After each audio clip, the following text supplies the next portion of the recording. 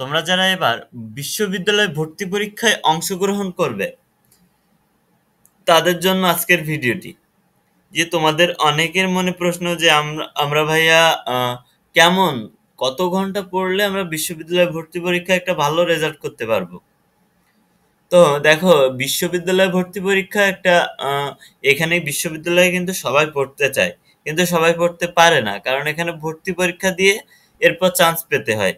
তো এখানে একটু আহ, ইয়ে হয় আর কি। যা হোক, অতটাও সহজ না চান্স পাওয়া যতটা সহজ মনে হয়, কারণ এখানে কিন্তু বহুত স্টুডেন্ট পড়াশোনা করে, বহুত স্টুডেন্ট তোমার হচ্ছে পড়াশোনা করে পরীক্ষা দেয়, বহুত স্টুডেন্ট আবেদন করে।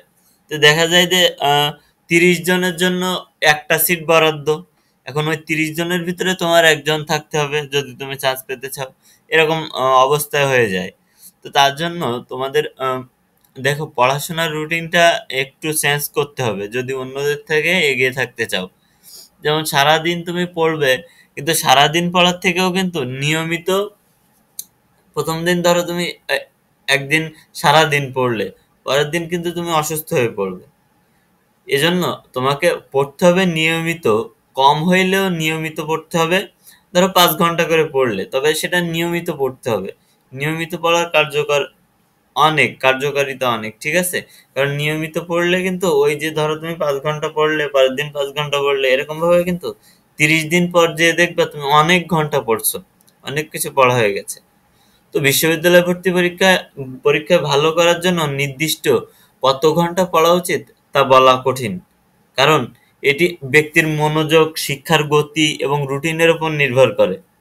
তবে একটি সাধারণ নিয়ম হলো প্রতি 1 ঘন্টা পড়ার পর 10 মিনিট বিশ্রাম নাও। ধরো তুমি হচ্ছে পড়তে পড়তে 1 ঘন্টা পড়ে ফেলছো, পড়ার পর তোমার কেমন কেমন লাগতেছে, তুমি বাইরে যেয়ে একটু ঘুরে আসবা। গুরুত্বপূর্ণ বিষয় হলো ধারাবাহিকতা বজায় রাখা, ওই যেটা বললাম যে নিয়মিত পড়তে হবে এবং কার্যকর রুটিন অনুসরণ করা, যেখানে নিয়মিত পড়া এবং পর্যাপ্ত 6 থেকে 8 ঘন্টা ঘুম দুটোই অন্তর্ভুক্ত থাকে। কিছু গুরুত্বপূর্ণ বিষয়: নিয়মিত পড়া, একটানা দীর্ঘ সময় না পড়ে 1 ঘন্টা পর পর 10 মিনিট বিশ্রাম নেওয়ার মতো ছোট ছোট বিরতি দিয়ে পড়া ভালো, যা মনোযোগ ধরে রাখতে সাহায্য করে। পর্যাপ্ত ঘুম, পরীক্ষার আগে পর্যাপ্ত ঘুম জরুরি, কারণ এটি তথ্য মনে রাখতে সাহায্য করে।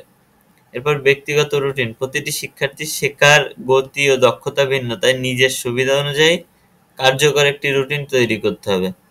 পরিশ্রম ও অধ্যবসায়, কোনো নির্দিষ্ট পরিমাণ সময় পড়ার চেয়েও বেশি গুরুত্বপূর্ণ হলো ধারাবাহিকতা এবং পরিশ্রম করা।